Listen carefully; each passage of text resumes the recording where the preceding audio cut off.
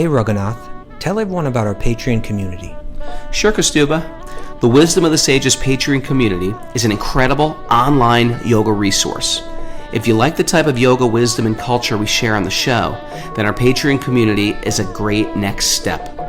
This is a listener-supported podcast, and any level of sponsorship will unlock a wide range of live and archived classes, talks, and even workshops.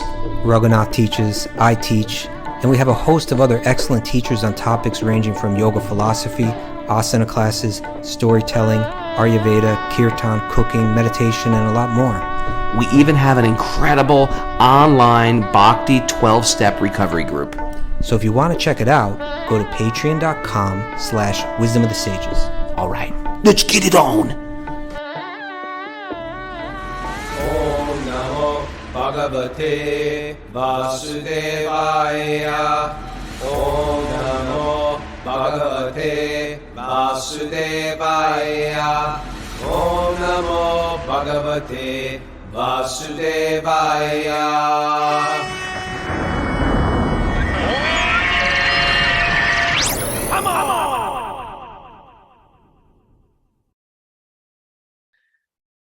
Live from Goa in South India, this is Wisdom of the Sages with your host, Raghunath.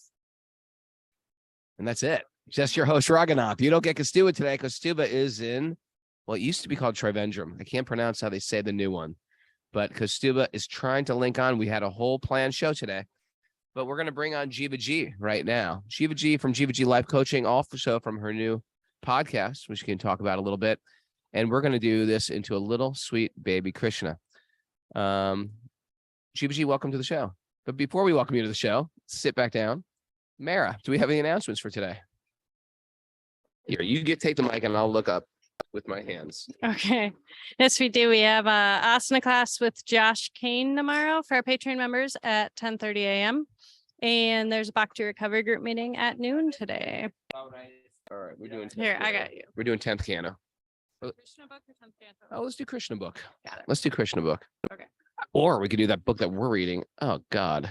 That good one? The Yeah. blue one? Or, no. The Ananda. Ananda Vrindavan Vrindavan Campu. All right, I'll go grab it. Let's go grab it. Okay, we're going to do a little special reading today for you guys. Let's bring Jiva on in the meantime. Mara's going to get the book that we're going to read from. We've been having great joys. Jiva, welcome to the show. Hey, how you doing? Good. So it's great having Jiva here. She's been, I really like Jiva. Today I was talking to Donatha Swami. I was like, Maharaj, you're going to love Jiva. She's, been through 26 years sober of hard drugs. She's a Jewish girl from the Upper West Side, and she's, more out of control than me. She goes, oh, these people have been through hell and back. They're the most advanced. I said, I agree with her. Sometimes you really got to understand hell to appreciate heaven. Yeah, it's very true. And, between me and Kelly and Mara and Jiva, we've been having these incredible morning programs and pujas together. We read together and we sing together, and we chant shlokas together. And it's just been really sweet. Go for japa walks on the beach together. It's gorgeous. Yeah, it's gorgeous. And so I just want to, while we're here, we're the budding seed of their podcast, this Bhakti Recovery podcast, which is exciting. Yes, we're totally psyched. It was, kind of like Raghu just came out of left field and was like, you have to do a podcast. You got to start a podcast. Well, I didn't get that. I'm not so left field. Radhanath Swami was very specific about the importance of recovery and how there needs to be a bridge for people in recovery to a personal concept of a higher power. And so you've been a main focus of my meditation, actually, because he really empowered you. And the best way to reach people in this day and age is through podcasts. And I think there's a massive 12-step community. And I think they want a higher power, but I think it does a lot of real deep work for those who even been practicing bhakti for a long time. There's a lot of stuff to uncover, because if you don't uncover it, you end up getting stuck in old mental patterns. So you really do a lot of I call it psychic surgery, and Jiva's expert at it. So we're excited for it. Do you have a name of it yet? Bhakti Recovery Revolution, a BRG podcast, right? That's what we decided. And oh yes. Microphone check. 1, 2. So yeah, so I was thinking, and he said, you got to get someone else. And I've been rooming with Kelly Skinner for like a whole month at the GEV. And I can't think of anyone who's more, I don't know, like mermaidy. Not like you. Yeah. She's the opposite of you. She's what Jiva is like me times 5. And then Kelly Skinner is just like, she's like Kastuba. She's like sort of a new age Kastuba. A new age Kastuba. And so, he was like, yeah, you should find somebody who's, real quiet, who doesn't say anything. And then I was like, yeah, that could be, and then I thought, and actually I wasn't really so warmed up to the podcast, or I was just like, who wants to listen to that, sort of like, there's like a dime a dozen. I don't know. I just didn't think of it. You gotta stop right in the light. Like this. Okay. Do you guys hear me? All right. So, yeah. And then, it just started as Kelly Skinner and I were in the room together. We started really we just have these like long natural conversations and like lots of laughs, lots of just the same kind of, it's just magic somehow. I don't know really how that kind of happened, Kelly. She's sitting over here like the other side of the computer. But I started thinking about Kelly, and then Kelly started thinking about it as well. And then Raghu said, why don't you try Kelly Skinner? And then I was like, I was thinking that. And then Kelly was like, I was thinking that too. And then we were all like, okay. And then we just did like this little test pilot thing for ourselves. Sorry. And it's beautiful. It's beautiful. It's everything we thought it was going to be. So we're really happy you're here. And yeah, Jiva, she's got a lot of recovery, which means she's been separated in a very, very long distance from her and those addictive things that just slide you down. We were analyzing this. It says in the 7th chapter of the Bhagavad Gita, 4 types of people surrender to Krishna, 7:16. Thank you. Right. And so one are the Gyanis. The Gyanis are already liberated souls. Another one is those are sort of inquisitive. I think that's sort of Mara. She's sort of inquisitive. Yeah, right? She's very inquisitive. Yeah, she's knitting now. And then there is the those who are seeking wealth. Now people pray to God for stuff. Please, I used to pray to God. Don't they? Yeah. Like Santa Claus. Yeah, I call it metaphysical Amazon Prime, where you sort of metaphysical Amazon Prime. So it's the same type of thing. You're praying to God for stuff. And I think probably until we're pure, we're all got a little bit of that. Please God, help me out here. Please God, I sort of want this to happen in my life until we have pure bhakti. Then we have, I think, and the 12-step recovery program are those who turn to God out of total distress. Now, you don't have to be a drug addict. That's the Draupadi stress. It's the Draupadi distress too. Her hands are up in the air. Help me, Krishna. Help me, Krishna. Help me, Krishna. And it's either surrender or die. And some of you can relate to that like real clearly. I could relate to that. I don't know if I was like I wasn't a drug addict. Past life you were. There was something you're the embodiment of 12 steps. And to tell you the truth, you are like an addict without substance. You're just like full on 100% in a good way. Oh, thank you. That was very sweet of you. I think. I just get it. You get it. You get the 12 steps. You get it. The only people who get the 12 steps are the people who need the 12 steps, right? Which is everyone. Yeah, I know. So anyway, it goes hand in hand with our bhakti. And we're happy that you're doing that. Now, today we're going to read a little. And we're going to read from this great book, Ananda Vrindavan Campu by Srila Kavi Karnapur. And he was an associate of Lord Chaitanya. And I'm just going to dive in and we're just going to hear some Krishna Leela this morning, okay? One thing really quick. Sure you can, Prabhu. I want to give appreciations. To Kastuba because this was supposed to be his day anyway. But I love Kastuba, and Kastuba really, I reached out to Kastuba in a really low time in my life, and he brought me into this whole bhakti. And then he was absolutely adamant about me meeting you. And I took his advice, and I did. Because Stuba was like I didn't really know Kastuba. We just knew each other's faces, and I was like that with you too. I knew you from around, but I didn't hang Right. with you. No, we were in different. I was sniffing glue, and you were like preaching like straight edge. I'm like, yeah, boring jocks from Connecticut. We were. But no, then he told me, about you, and then I just got involved in you, and then he introduced me to Maharaj, and just like all this stuff is happening. So I wanted to say how grateful I am for Kastuba, grateful I am for you, Raghu. Ah, and Prabhu, grateful me? I am Hello, mate. little you, and grateful for His Holiness Radhana Swami and Sachinandana Swami and everyone else who has empowered me in my life.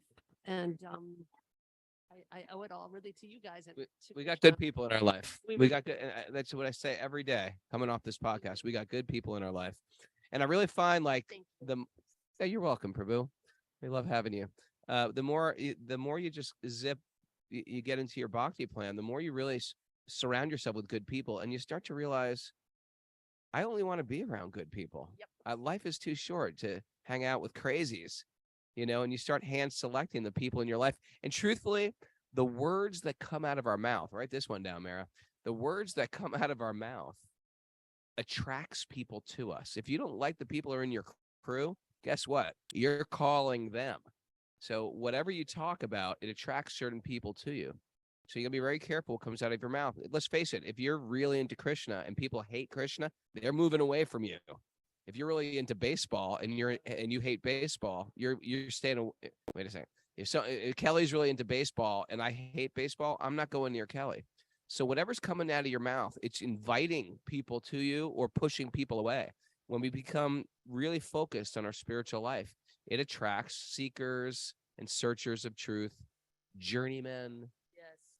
So I'm really excited. I'm extremely excited to work with Kelly Skinner and have this podcast be something that we can hopefully spread the good word of Krishna and 12 steps and kind of incorporate that culture in the bhakti culture, the 12 steps in the bhakti culture and the bhakti in the 12-step culture. So, it's just wonderful. Wonderful, really.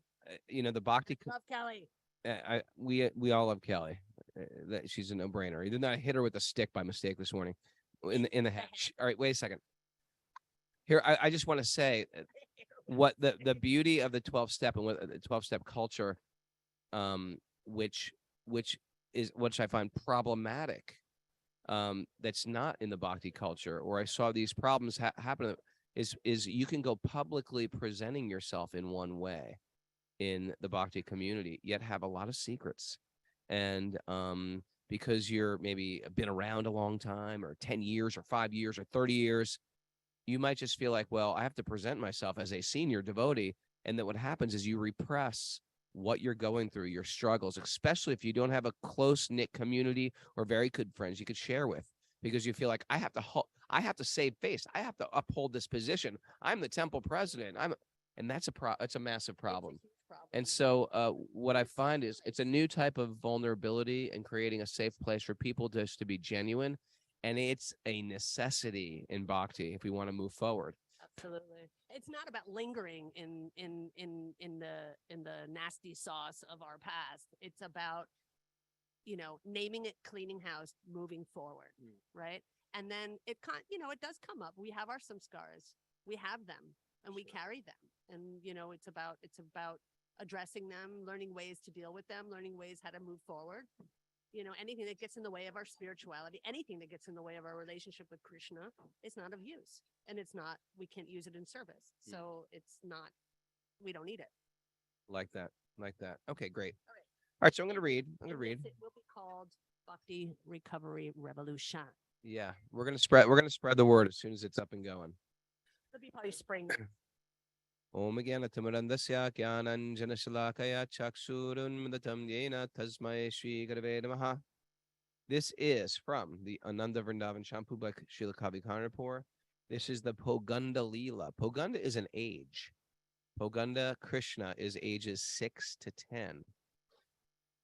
So, as Krishna entered the Poganda period of his life, he looked exceedingly attractive with his sweet nectarian smile, puffy raised cheeks. You get all picture Krishna here, and the natural fragrance of his body. We read about this today, Krishna's fragrance of his body. If we have to put layers of scents, of oils, of various natural perfumes and underarm deodorant just to not stink like a corpse. But Krishna just naturally smells very sweet, right? At this time, Krishna and Balaram no longer played in the dust of Vrindavan, nor did they play with the honeybees that always buzz in the lotus flower. For Mother Bhumi, the touch of Krishna's lotus feet gave the perfection of happiness. At 6 years of age, Krishna and the Gopas, that's the cowherd boys, the abodes of purity and all good qualities, stopped caring for the calves and started tending to the cows. So when he was a little boy, he just had a little stick and he gave him a little calves to watch. But now he's getting a little older, saying, "Okay, Krishna, now you can be in charge of the cows." Now, Krishna rarely acted restlessly and frivolously, as he did during his Kumar period. As a student of the Vedas, he became sober and serious. Krishna turned thoughtful and grave in his movements. So Krishna Kumar is that younger age. His waist reduced to slender proportions, and his eyes shone with a glimmer of excitement. He cast anxious glances in all directions. Where did Krishna's naughty, childish behavior suddenly go? As a great epic is full of expertly placed words and phrases, similarly, Krishna now used precise language with perfect pronunciation. Oh, it must have been an adorable little Krishna with with poor, I was about to say broken English, but broken Sanskrit. It must have been adorable, right? Now he's actually speaking. He's, well-spoken. He's a little sharp. He's got Yeah. No more chubby little belly anymore. Okay. He cast anxiously glances in all directions. Where did Krishna's naughty, childish behavior suddenly go? As a great epic is full of expertly placed words and phrases, similarly, Krishna now used precise language with perfect pronunciation. The nectarian beauty of Krishna's effulgence far surpassed the splendor of a tamal tree, blooming in spring with fresh sprouts and colorful flowers. Every part of Krishna's transcendental body diffused a special sweetness, like the liquid nectar oozing from a lotus flower. When flower buds unfold their petals, pollen and honey, they become surrounded. When flower buds unfold their petals, pollen and honey, they become surrounded by swarms of eager bees. Similarly, at the time Krishna's body revealed all the qualities of beauty, softness, fragrance, and sweetness, Krishna combined these attributes with a playful desire to enjoy in a way just suitable for this age. This is symptomatic of his characteristic as Cupid personified and his dear Lalita. Dira means like a youthful hero. Dira Lalita, or Dear Lalita means like a youthful hero. Expert at joking, devoid of anxiety, and controlled by prema of his beloveds. This is how we have been preparing to go to Vrindavan, because we're about to go to Udaipur tomorrow, or late tonight. We're flying to Udaipur. Jiva G is going to Mayapur. We're going to miss Jiva G, but me, Mara, and Kelly are headed for Udaipur.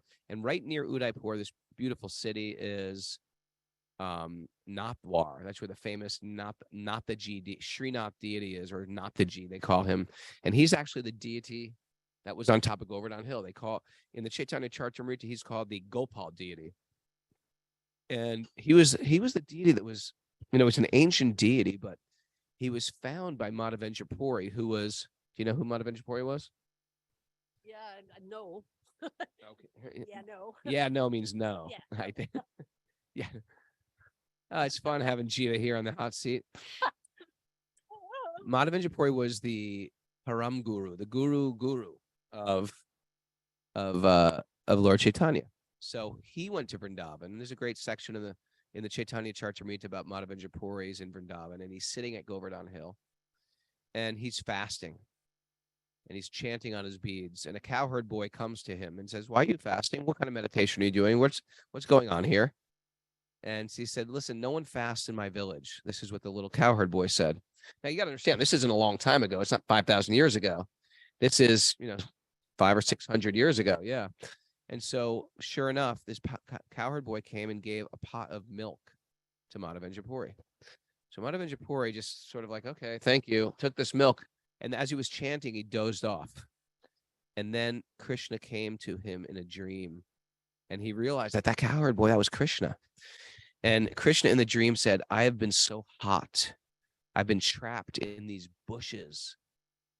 Go get choppers and machetes and get village people to excavate me, install me on top of Govardhan Hill." So sure enough, this is exactly what happened. He woke up from this dream, and they started searching for this deity. And this became the Gopal deity, and they installed on top of Govardhan Hill this beautiful deity of Gopal. And no, not not looking like Gopal with a sweet ball.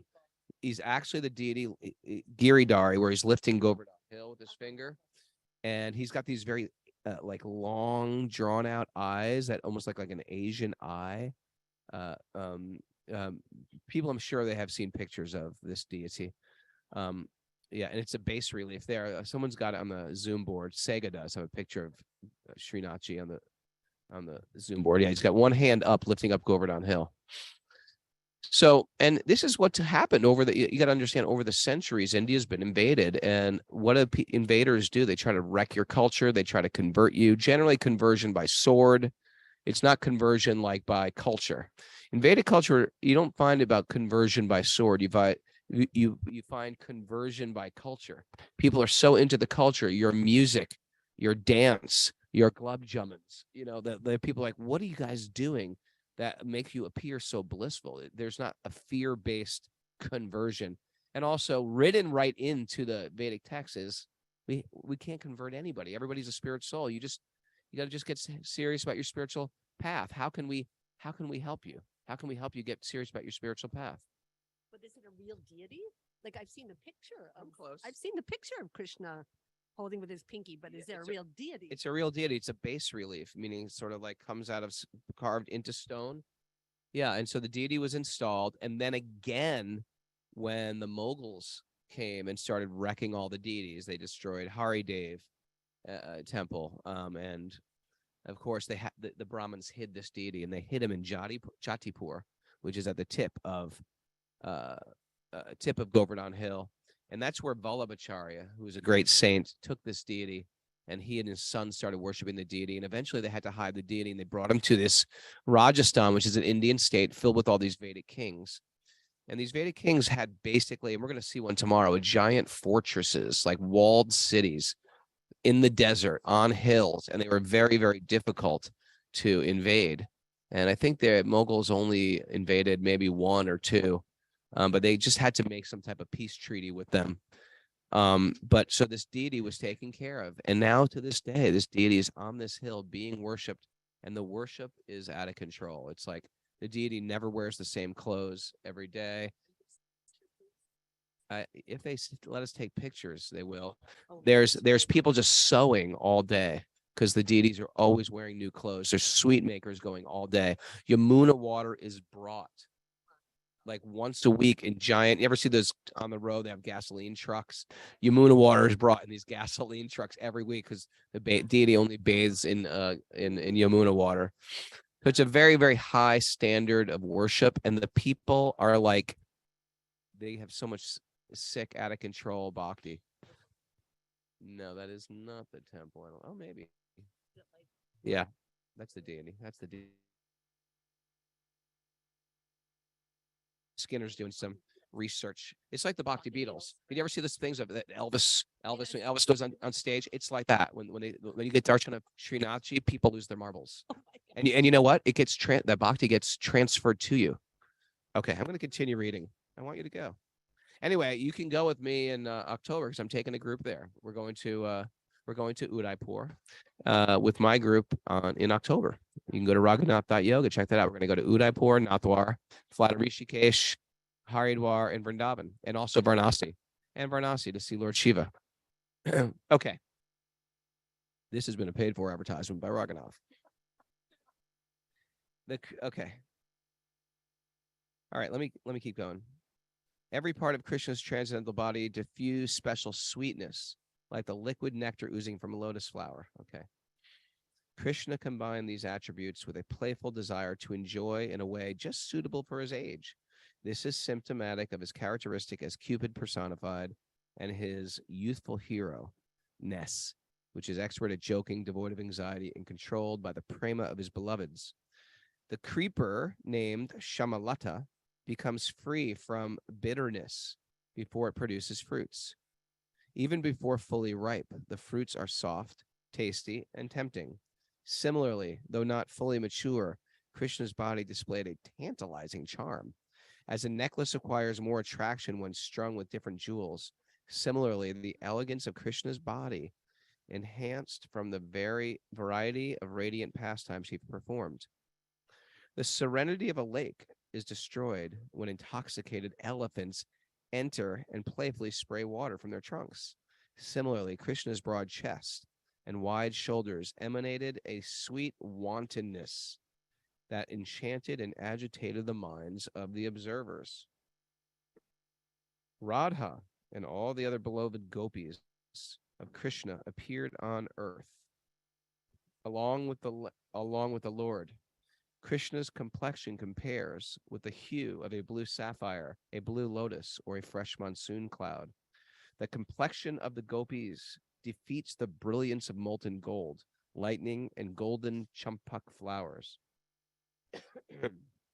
The gopis appeared on earth within 2 weeks or 1 month of the birth of Sri Krishna. Interesting little note. The gopis appeared on earth within 2 weeks or 1 month of the birth of Krishna. The beauty of any one gopi could easily crush the pride of Parvati. What? To increase the various flavors of Radha Govinda's Shringara Ras, ecstatic conjugal love. What's Shringara Ross? Ecstatic conjugal love. Oh. You just got to read what's in parentheses after it's said. Okay.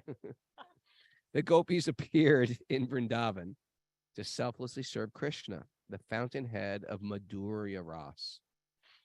Radhika and Sham could not have relished the summit of sweetness in Shringar Ras without the Braj gopis.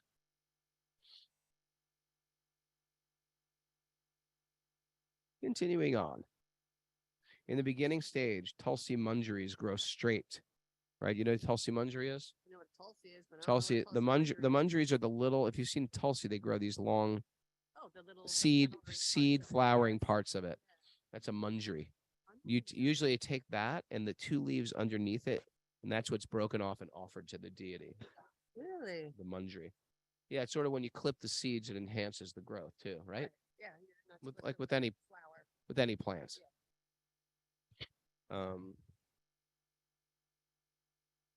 So they're using this analogy. In the beginning stage, Tulsi Manjaris grow straight, but upon developing, they turn crooked. Similarly, Radhika and the other lovers of Krishna behave innocently and honestly as children, but upon attaining youth, they were crafty and cunning. As a verse from an epic can have many different meanings, the gopi's speech at this time contained many outer and inner meanings. The slow and measured steps of the gopis resembled the gentle dripping of water falling off the edge of the roof after a monsoon. The gopis felt a little insecure about the new sensations they felt upon flowering into youth. It's just like a boy and a girl growing into sort of puberty, which is all, again, it's like I can identify these things within us, what it was like when we went from awkward, my kids went to school at Waldorf. So did you? Yeah, mine too. Yeah. Yeah. So you grow up with the same classroom of kids and you have your best friends, these girls that are 5 years old, they're your best friends. And then all of a sudden puberty hits and all of a sudden, like, now I have a weird relationship. Now this person is attractive. So this is the different stage of Krishna's. Now, what's interesting thing is we end up falling in love with a version of Krishna. There's a proclivity to love Krishna in a certain way. Some people, especially these people who worship this Gopal Krishna, this Srinathji, they worship Krishna as a little baby. you know, and then some people worship Krishna. Krishna is my lover. And then if you go to Dwarka, we have to go to Dwarka sometime. What do you say, guys? Dwarka. Let's go to Dwarka. Mara says yes. Dwarka, they're worshiping Krishna as Dwarkadish. He's the Lord of Dwarka. He's a little bit more majestic. He's the Prince of Dwarka. And so, according to you, and some people want that out of God. They want omnipotence and power and regality. And some people want my beautiful, attractive, look at his shoulders, my lover. And some people want my little baby, my little baby. And that's why I think Krishna consciousness and bhakti yoga is the most amazing thing, because it's got everything covered. Everything. How you want to worship, it's in there. Well, it's not just Krishna consciousness. You might want to worship God as an impersonal light.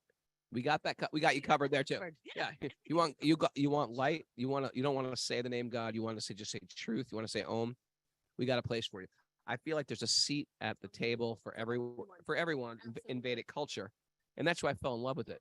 It's not trying to ostracize different groups, different religion. All power to your path. I've heard that there are gurus who initiate Catholic nuns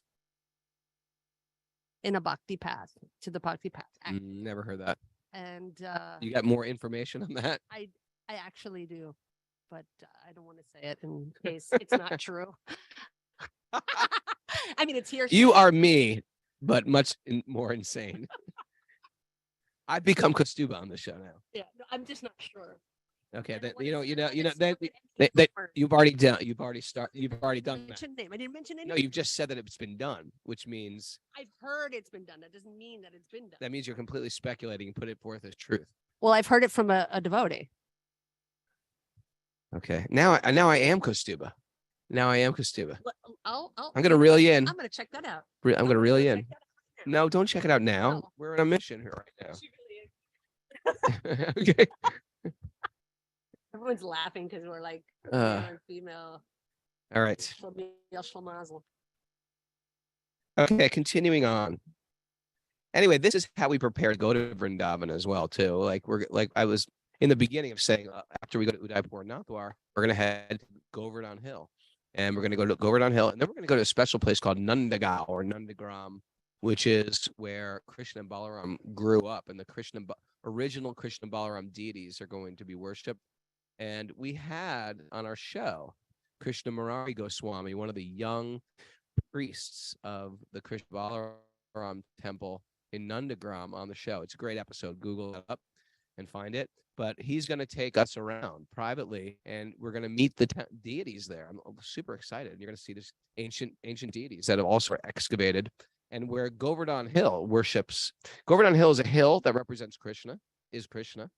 But Nandagram is another one. Nandagram represents Shiva. It's a hill. Nandeshwar. And then, of course, the four hills of Varshana represent Brahma, like the four heads of Brahma. You remember all this stuff.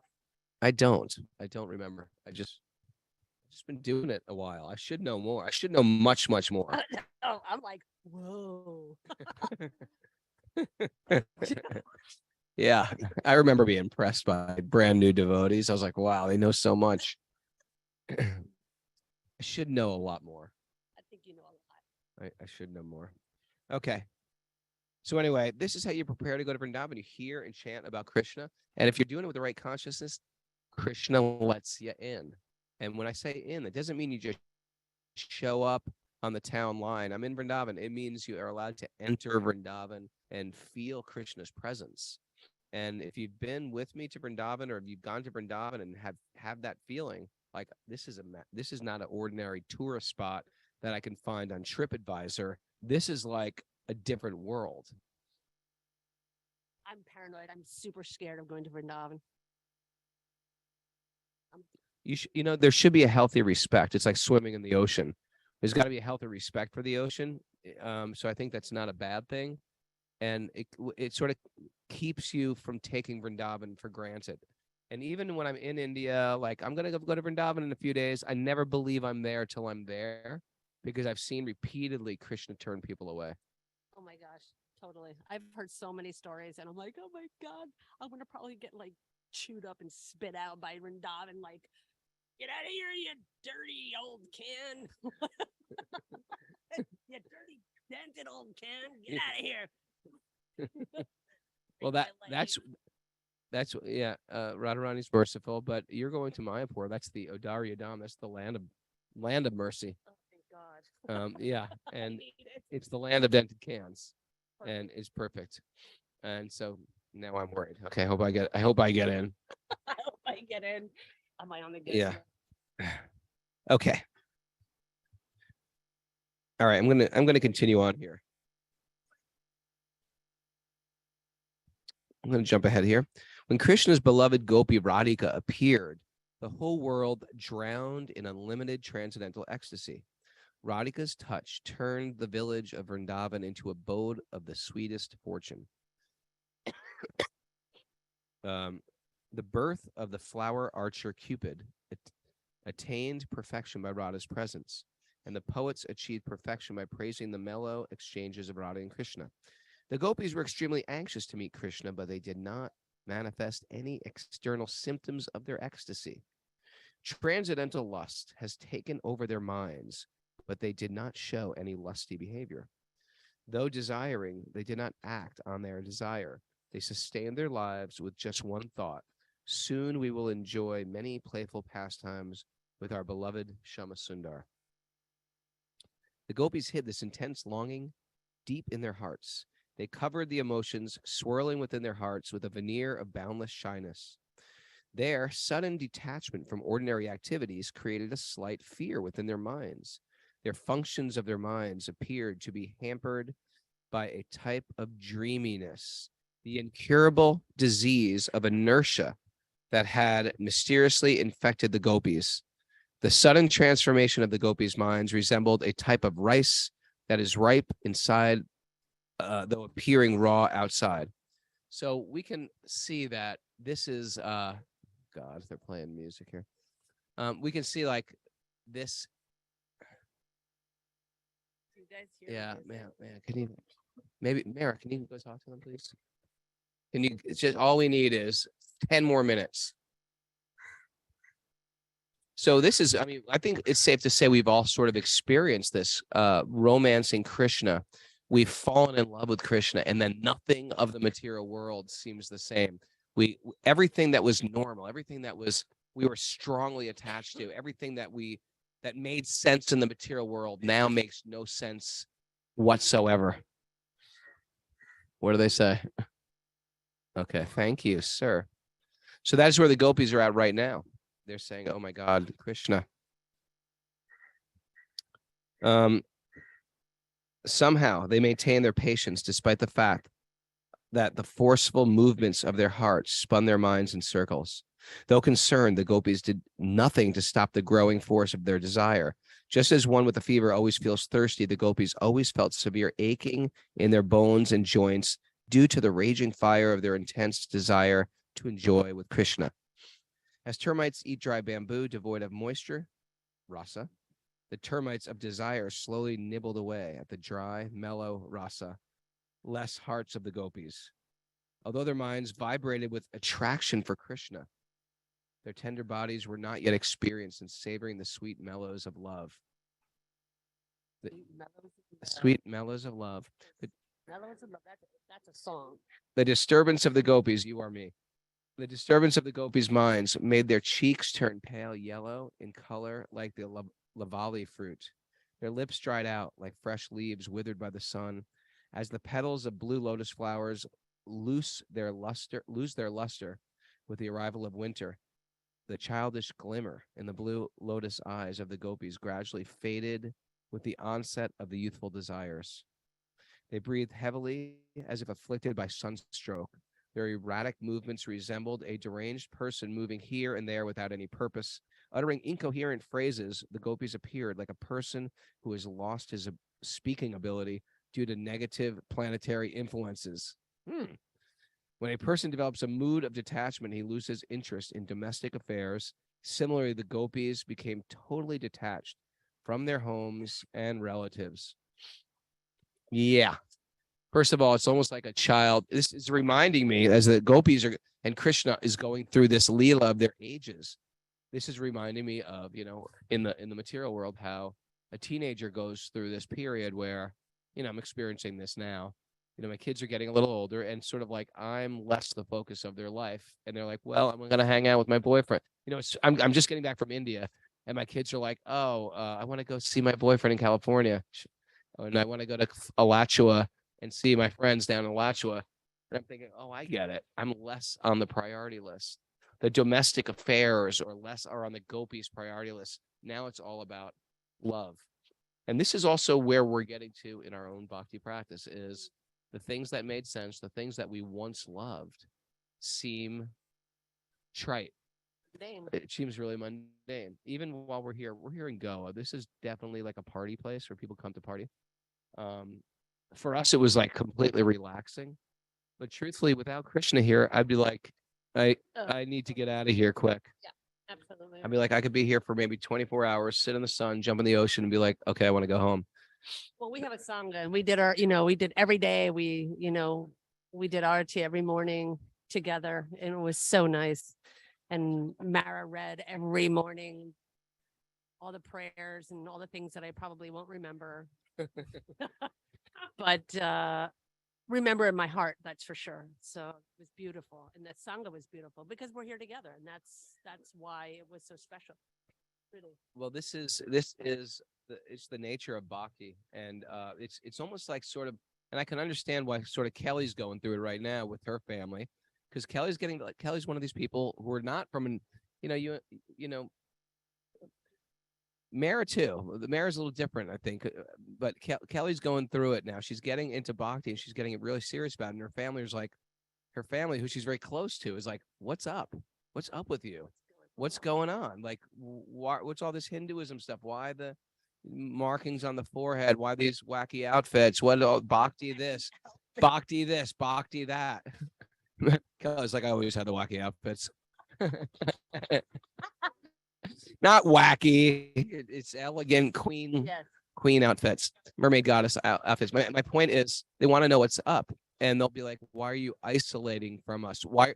And sometimes you will have a family member that you were close to. You'll be like, what's up with you? You've changed. And the thing is, like, I hope you've changed. It's like, I hope you're not the same person that you were in high school. I hope right? I hope people get really offended and they get scared when you start making shifts on choices in your life that doesn't agree with their choices. And then they see you blossoming into something, and all of a sudden you change. It happens when, in the days when we decided to go straight edge, or when you decided to go vegetarian. Or shoot up heroin. No, I'm kidding. And then people will be like, especially it's particularly if it's something very positive or good for you, they'll be offended by that. When I became a devotee, which was like, I'm trying to be on the A game. I'm trying to control my senses. I was a celibate monk. I didn't do drugs. I didn't do smoke. I'm trying to find God. I'm trying to shed my ego. The whole world thought I was like, all my fans, my band members, my family thought this guy has become the biggest loser that he ever, could ever imagine, and it's like, are you kidding? I'm trying to be like on my A game. And you guys are trying to, I'm not trying to here to ostracize you. You ever get this from people? It's sort of like, you're not even saying anything to them. Hey, what's up with you, Mr. Krishna guy? Oh, what's up with Hare Krishna? Hey, how's Hare Krishna? Oh, what's up, old vegetarian? Do you eat this? Do you eat that? It's like, listen, like, what are you, a bird? Yeah. You a rabbit? You get rabbit food? Well, yeah.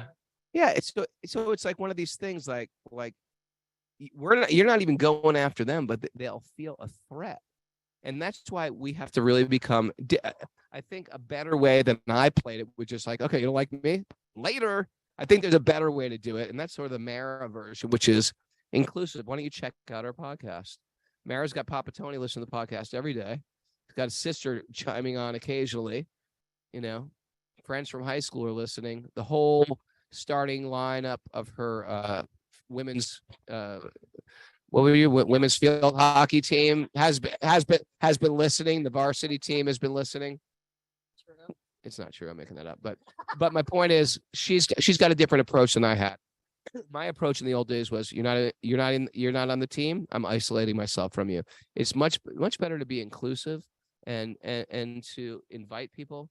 And we were saying to her, Kelly, you just got to say, invite your family members into your life. You say you don't feel like I'm like you anymore. Well, yeah, I'm not stopping you. You're invited into my life. You don't have to worship or understand you should. But if you love me, you want to understand where I am. And if you think I'm going to be fixed to where I was circa 1987, or you weren't even born in 1987. Oh, this is ridiculous. Circa 1995. Then you got another thing coming.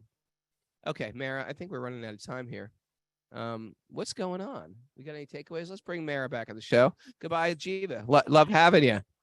Oh God, this could take forever. No, it can't. I just have to say this. There was an article written about the Bhakti Recovery Group in ISKCON News. And I was very grateful for it, but there was a lot of things cut out of it. There was a couple of things. First of all, Nancy Rothman was not included in the article, but was included in my interview. So I wanted to just give out a huge respect and like huge obeisances to Nancy, because she was such an integral part and is such an integral part of She's the recovery queen. She is the recovery queen. And I am so grateful to Nancy because she built that with me, and just so grateful for that. And that's it. I wanted to say that. And you guys weren't mentioned enough either in it. So I just want to give my respects. Love you. To everybody. Love you, Jiva. Thanks for joining us. Mara, come back on the show. Say goodbye to everybody. All nice and brown. Welcome, Malibu Mara. This woman tans so quick. It's ridiculous. You can't even see. Isn't it nice how Jiva always offers gratitudes and gratefulness to people? You know what I find with Jiva? She offers gratitudes and she's quick to apologize. She's quick to say, you know what? I'm really sorry. I think I might have offended you with this. She's ready to squash stuff quick. Yeah, it's a nice quality. Yeah, so it's a great quality. All right, I got a couple takeaways. Okay. Raghu, Because we didn't know where we were going today, and I hope the show was okay, people. Give us a little shout out if you liked the show today. We tried our best. Raghu, you're an addict without substance. Thank you. Thank you. Oh, yeah, I appreciate that. That's my own private T-shirt. She just apologized for it. It's okay. The words that come out of our mouth attract or repel people. That's true, huh? They attract or repel. Kelly Skinner's writing that down for her community. Mm-hmm. Hear and chant about Vrindavan to gain entry. Really true. Hear and chant about Vrindavan. Because that way you can be in Atlanta, Georgia, Nashville, Tennessee, and be in Vrindavan. Prioritize romancing Krishna. Ooh, I like that. I don't remember. Did I say that? So, sort of. Yeah, more or less. Okay. I'll take that. I hope we all grow and change.